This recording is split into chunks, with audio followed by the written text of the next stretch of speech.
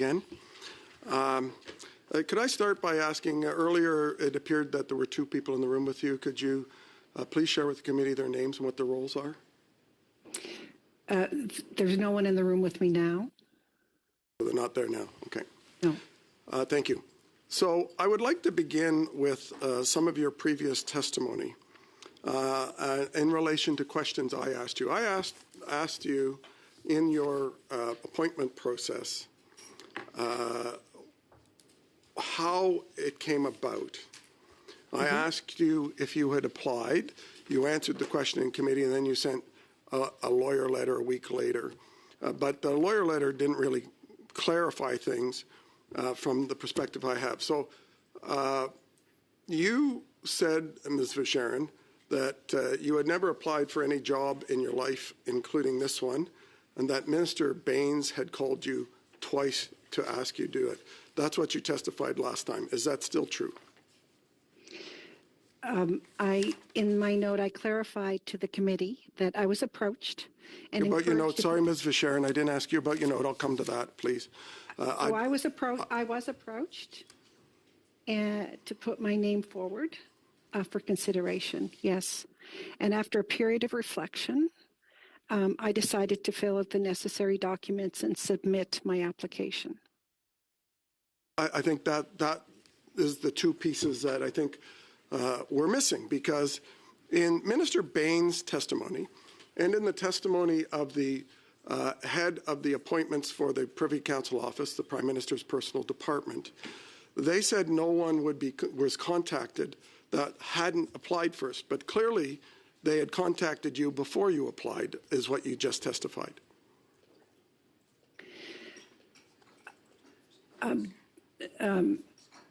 Mr. Chair, during, I think the summer or the spring, there were a couple of occasions where I would have been at a conference or, with the minister. And I think we discussed it at that stage. That he phoned you, that it wasn't at a conference, that he actually called you twice. So on the first call, what did he ask and what was your response?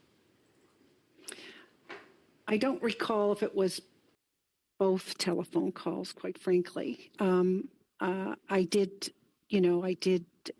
receive a call from him. And again, he said, Annette, you'd be extraordinarily qualified to take on this position, and talked a little bit about the role of STTC.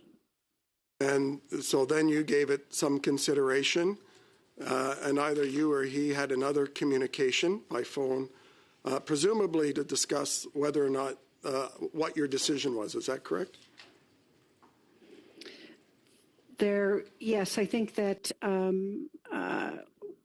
when I decided that I was going to apply, we had a conversation. It's very interesting, and I believe that the testimony that you are giving right now is the truthful testimony, and I believe that the testimony reflects that Minister Baines' testimony was actually not truthful. That former Liberal Minister Baines, when he appeared, said that he never called anybody that wasn't on the list provided by PCO. So it's very clear that they called you first, then asked you to apply, then the PCO list came about those to be considered. And I believe, Mr. Chair, that that's something that's going to require reflection of this committee, that we had a former Minister of the Crown, I believe, that just lied before the committee about the appointment process and what was done. He said that very clearly, although many other things he couldn't remember, but he remembered that clearly, that he didn't do anything that somebody else didn't tell him to do, and that somebody else was the Prime Minister's department, the PCO. So that was actually a lie to this committee. Ms. Verschuren, when you took this position, which of course is not something that you do for pay, as we know, on government GIC appointments,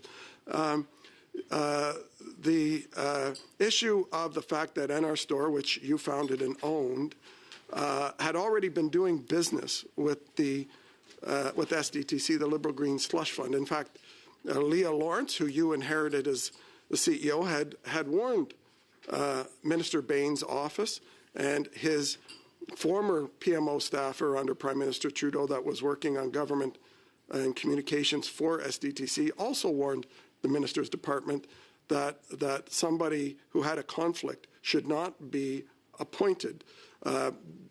Ms. Lawrence testified before committee that you were the first chair appointed to this body that actually had been doing business with this body since it was founded in 2001.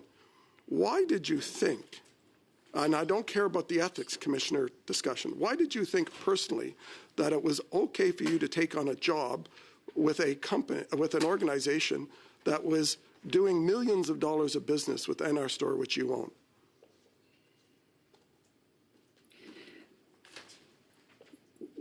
Mr. Chair, during the application process, I declared this conflict. I had declared this conflict to the ethics commissioner, to the conflict commissioner, to ISED, to everybody that that was responsible. I did not know that that Ms. Lawrence approached and called the minister on this. Thank you very much. Thank you, Chair. Thank you for your attendance again, Ms. Verschuren. There's a couple of loose ends that I want to pick up on from the first round with my colleague, Mr. Perkins. Through information received from the head of the appointment process at the PCO, Donalyn McClymont, we received certain information with respect to the process, the recruitment process, the actual hiring. So it would appear that applications were received by the PCO on the 12th of October 2018. 56 applicants had applied. The PCO interviewed 8 to March the 15th of 2019. Of those 8, 5 were recommended to be reviewed by Minister Bains at that time. However, none of those 5 passed whatever sort of threshold test Minister Bains had applied, because during that interim period, from October of 2018 to May 2nd, 2019, another 47 applicants had applied. It was shortlisted to 16. 3 were ultimately interviewed. You were part of that process. In fact, you had applied after your conversation or conversations with Minister Bains on April 30th, 2019. So a total of 6 recommendations were sent to Minister Bains. So now, with that timeline in place, as to the best of your recollection, when do you recall first receiving that phone call from Minister Bains? And if it wasn't from Minister Bains, was it from someone from his office? Explain that process to us, please.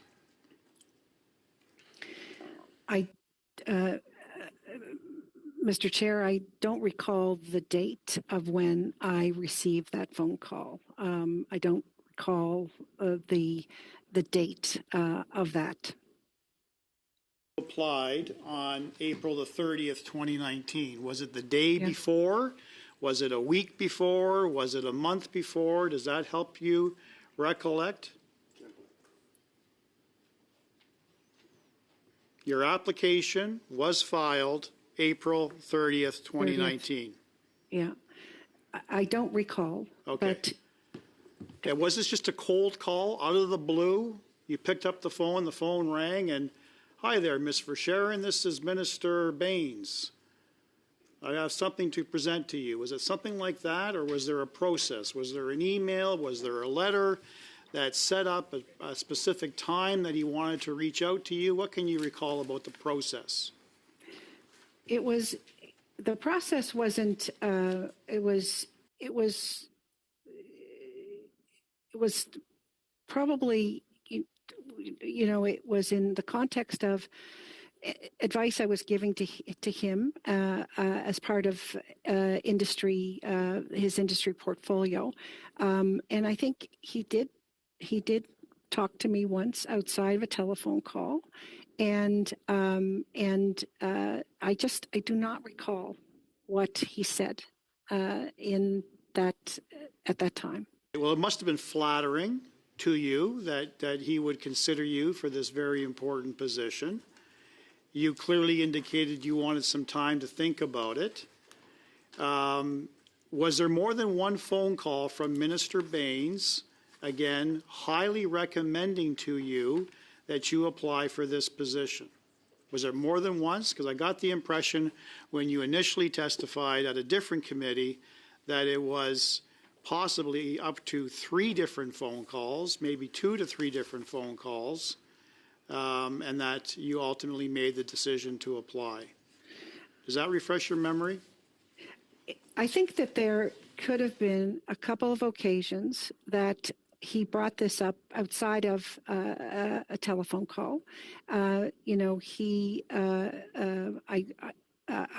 was involved with some events that he was at, and so it was a general conversation. I'm running out of time. I want to ask one last question. Briefly. Did you declare your conflict with respect to the SDTC during any of those conversations with Minister Baines before you filed your application, yes or no?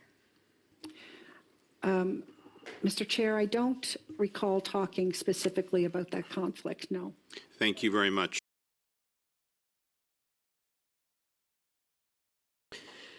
Thank you, Mr. Chair. Ms. Verschuren, the Auditor General's report found that the conflict of interest policy for directors at SDTC did not comply with the SDTC Act.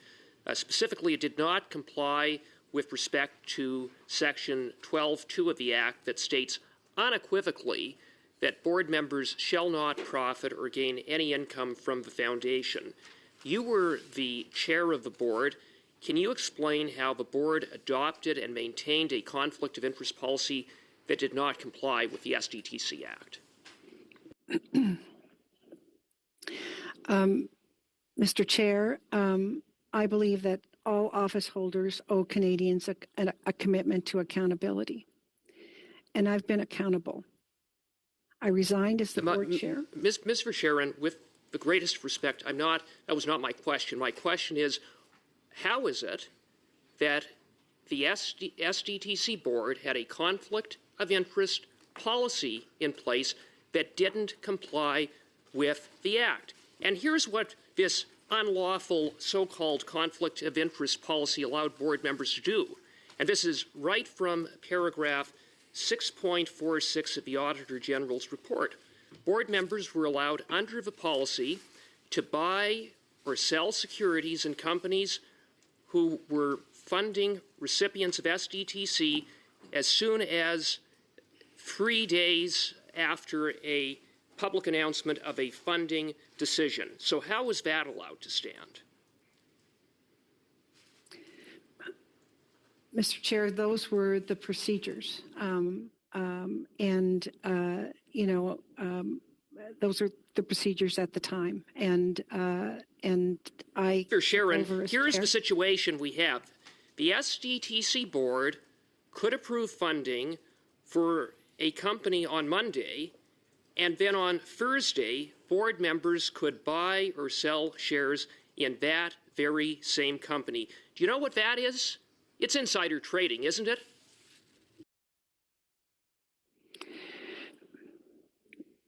Mr.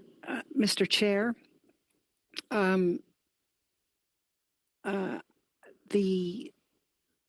those processes were in place when I arrived as chair. And so this was the recommendation they remained in place for 5 years. You were the chair, and for 5 years they remained in place, and you did nothing about it, did you? And Leah Lawrence, the CEO at the time, went to you and said the conflict of interest guidelines or policy as it pertains to the board need to be strengthened, and you kiboshed efforts to strengthen those conflict of interest policies, to bring them in line with the Act, and to end the insider trading. Isn't that right? I followed what I believed and recommended by independent legal advice.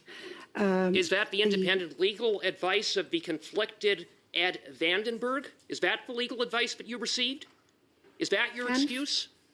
And from the management team, that was the way in which It's very interesting because at SDTC, there was a conflict of interest policy for staff.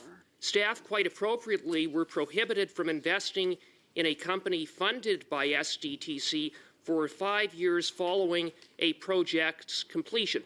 5 years. And yet board members could invest in companies 3 days after a public announcement of a funding decision was made. How do you explain that?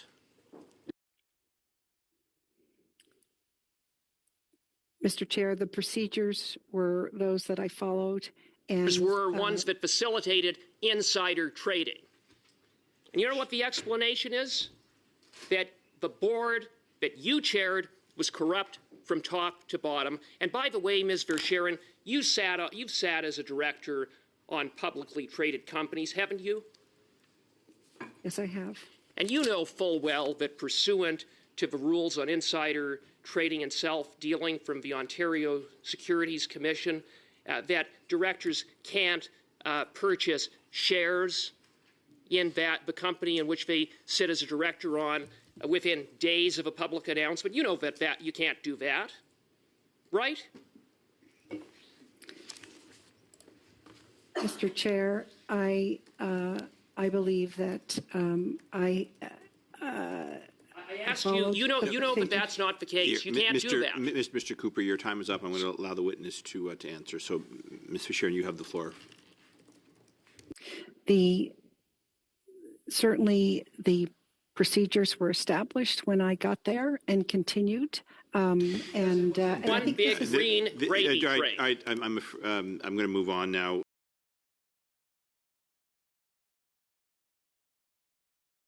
Thank you, Mr. Chair.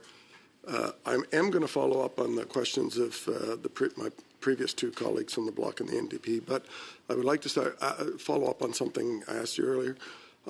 In the timeline on your appointment, when you sought advice from the Ethics Commissioner on your conflict of interest in assuming this position, the conflict of interest being that the board that you were about to chair of the organization that was already lending or granting money to your company, was that after you had accepted the position in your conversations with Minister Baines?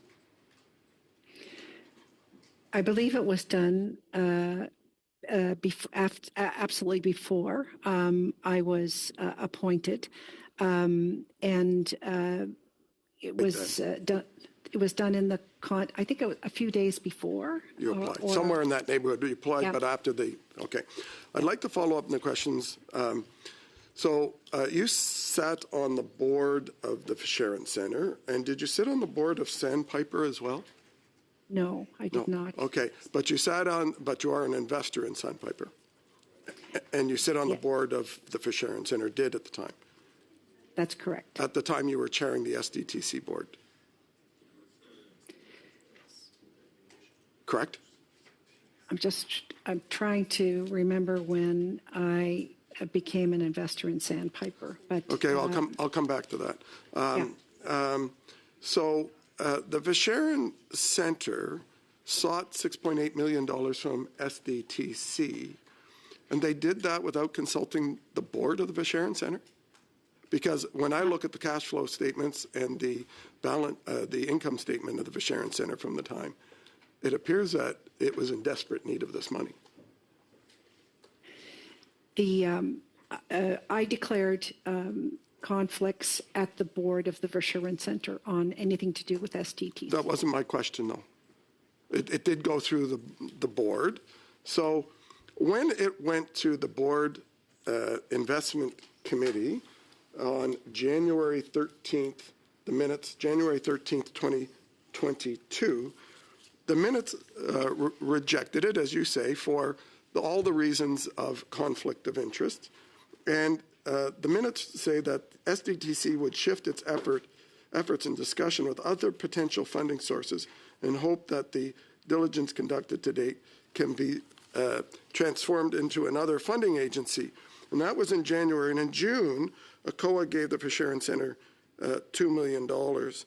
And so on. For the next couple of months, another $4.2 million was given by other government agencies, another $1 million in September by ACOA, another $3.1 million by ISED, which Mr. Noseworthy acted for, and also another $1.4 million from DFO in May of that year.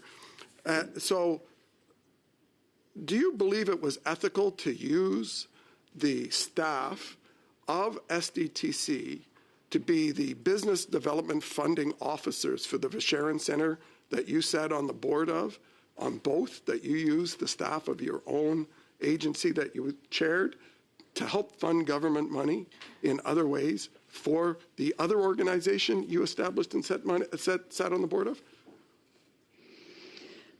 Mr. Chair, the Verschuren Center is a non-for-profit organization. Any funding goes to support the ecosystem and its company. That wasn't my question. You chaired an organization that used its staff to find other government money when it was conflicted and you couldn't get money out of the thing that you chaired, the Green Slush Fund. So you used the staff to find money from other government departments who then ended up giving the Verschuren Center not $6.8 million, but $11 million. To me, that's a total abuse of your position, just for MP from Erskine Smith's information. He doesn't seem to think that's a problem. And then that center, Point of order, Mr. Chair. the Verschuren Center then invested... Point of order, Mr. Just Chair. 1 second, Mr. Perkins. Yes, Ms. Khalid. Absolutely uncalled for. Taking Ms. shots Khalid, at that's not a colleagues. point of order. And No, that's, it is. by the standards of this generally- committee, Point of that's a order. pretty light poke. Point of order. So, Point of order. yes, Mr. Erskine Smith, your poke at a Conservative member was quite a lot harder than that, but I'll hear your point of order. Go ahead, please. Well, it's actually not, Chair, because he's suggesting that I don't care about an ethics violation when I've clearly Yeah, okay, stated multiple times that I do. The meeting's been going No, it's my exceptionally well. reputation No, and Ms. Perkins said well. this is not a point of order. And there is a Liberal member up next, and if you feel the need to rebut what Mr. Perkins and anyone else is saying, you're free to do that. But these are not points of order. These are light pokes I'm hearing from all sides, and they're certainly well within. I understand, Yeah. Chair, but I'm on record saying I don't approve of ethics violations, and Mr. Cooper's on Okay, record saying he thank doesn't you. understand insider trading. Yes, you made your position clear in your turn, and if you like another turn, you're welcome to speak to your whip. But these are points of debate, not points of order. Mr. Perkins, you've got about 30 seconds left. So as a board of SDTC, you used the staff to find funding for the Verschuren Center, which you couldn't get from SDTC. You got twice as much from the government as you asked for. And then that center invested in an organization that you have a financial interest in, Sandpiper, Denova, and the Bio Creators. So there is a clear link between your efforts to get money for the failed Verschuren Center, get that so that they could give money to a company you had a financial interest in. That's a direct conflict of interest, and it's personal benefit by you, which is what the minister set up when he appointed you and knew and was warned that you had conflicts of interest.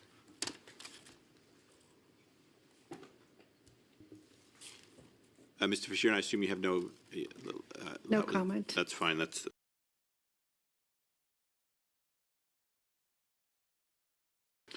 Thank you, Chair. Ms. Verschuren, going back to the appointment process, when you finally made the decision to make application after you spoke a number of times with former Liberal Minister Baines, did you actually reach out to him personally to confirm you had made the decision and you would be applying? I'm not, Mr. Chair, I'm not sure whether I confirmed with him or one of his colleagues. Okay, but at least when you say colleagues, you mean a member of his office, correct? Yeah, yes. Okay, correct. so there was a confirmation to his office before you made a formal application, correct? Correct. Right. Correct.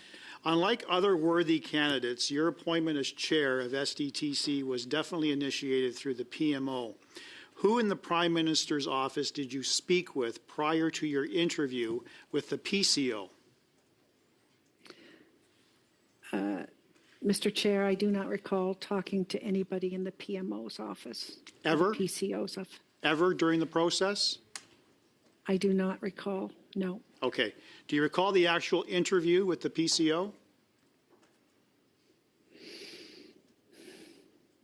I do. Who interviewed recall- you?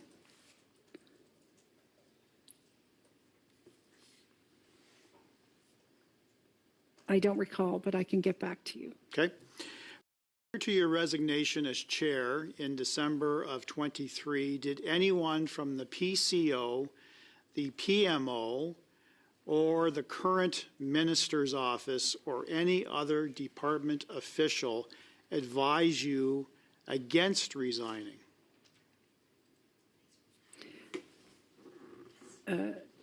Mr. Chair, no one advised me against resigning. Okay. When I had the privilege of meeting with you at one of the other committee meetings for the first time, I recall how strongly against you were in terms of any sort of pushback from members to impugn your character, to impugn your integrity, and you were very defiant that there be absolutely no grounds by which you would resign. Ultimately, you did make that decision to resign.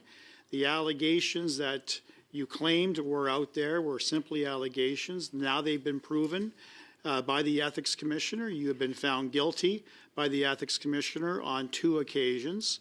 So why did you resign?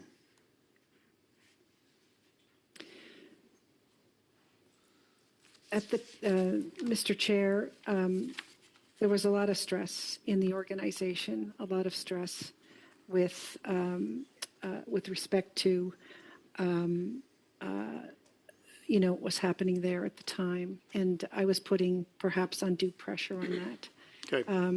The CEO. Thank you. Thank you. Since your resignation, have you had any discussions with the Prime Minister's office, the Privy Council office, or Industry Canada about which documents related to your tenure at SDTC would be withheld from Parliament? I've not had any conversations on that matter. Okay. Have you had any input from current board members at SDTC about your tenure and which documents would either not be released or fully redacted or partially redacted from the view of parliamentarians? Mr. Chair, had no conversation with anybody about withholding any documents. You clearly are keeping abreast of what's happening here in Parliament. Parliament has been literally shut down because of the government's refusal to hand over unredacted documents, all unredacted documents pursuant to the order of the Speaker of the House. Do you believe, and the evidence clearly has shown, that the government has chosen to supply us with thousands and thousands of pages of full redactions? Do you, as a former chair of the SDTC, believe that the redactions are an effort to shield the former and current minister from being held accountable? Mr. Chair, that's something that I cannot comment on. Because you don't have an answer or you don't feel comfortable? Mr. Chair, I disclosed all my documentation to SDTC, to the Ethics Commissioner, to the Auditor General. Okay. And And why, and these were unredacted documents that you supplied? correct? Mr. Brock, I'm afraid that is the time. I know your side.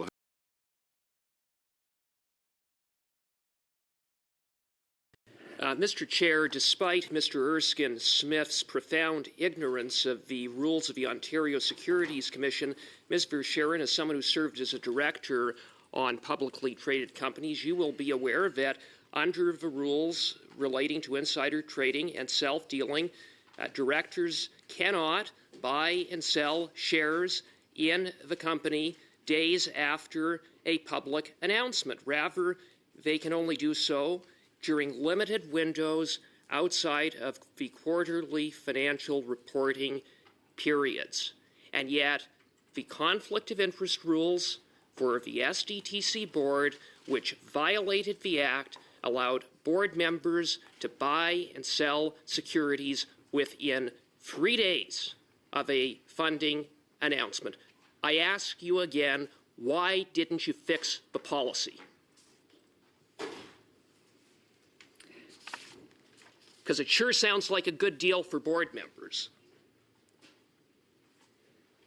Mr. Chair, again, I followed the procedures that were established at the time that I joined that board, and you know, reviewing these things were the responsibility of management and so you take no responsibility. Now, I'll ask you this. What constituted a public announcement? Was it just a press release posted on the SDTC website? Is that a public announcement? Mr. Chair, I don't recall. Yeah. Well, if Mr. Erskine-Smith wants to dispute whether it's technically insider trading or akin to insider trading, it certainly is a racket, it certainly is corruption, and it certainly is a very different standard than the 5 years that staff members at SDTC had to wait before they could do what you permitted yourself to do as a member of the SDTC board. But speaking of law breaking during the time that you were the chair of the SDTC board, your fellow board member, Andre Lise Mateau, admitted when she appeared before this committee, Ms. Mateau being a very close friend of the Minister of the Environment, Stephen Guilbeault, that the board funneled $10.4 million from SDTC to companies that she had interests in through her investment firm, Cycle Capital. How did you allow that to happen? Again, Mr. Chair, this was part of the decision-making process in terms of the COVID payments, and no, Ms. Verschuren, $10.4 million went into companies that Ms. Mateau had an interest in, and these were not COVID-related payments. Ms. Mateau left the room, in fact, when the monies went out the door, but 12(2) of the Act states very clearly, no director shall profit or gain any income or acquire any property from the foundation or its activities. The Act wasn't complied with, just as the conflict of interest policy that you had in place didn't comply with that section of the Act. So again, I put it to you, how did you allow $10.4 million unlawfully to be funneled into Andre Lise Mateau's companies? Mr. Chair, the process was the presentations were made to the Project Review Committee. The Project Review Committee would recommend putting them forward. This was a process that I believe was the same as before I was the chair. So I think it was. Well, Ms. Verschuren, 12.2 of the Act is pretty clear. I just read it to you. What part of that did you not understand?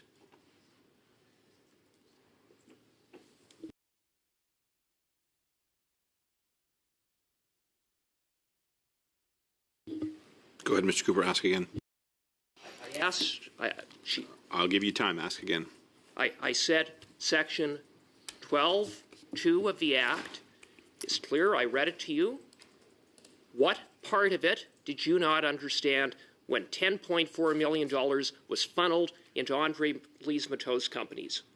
while you were the chair and sat on the board. As chair, You have bothered to have acquainted yourself with a very fundamental component of the Act. Mr. Chair, I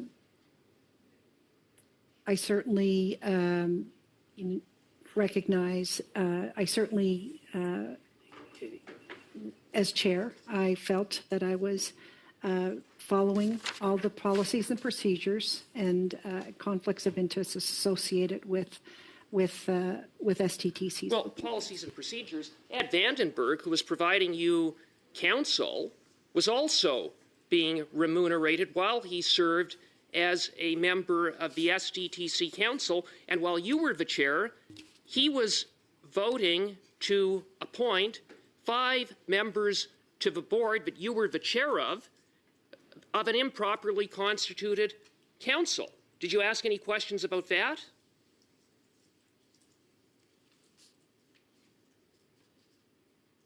Mr. Vandenberg provided legal advice and provided service to the STTC board and to management. And he was making unlawful appointments to the board while you were the chair.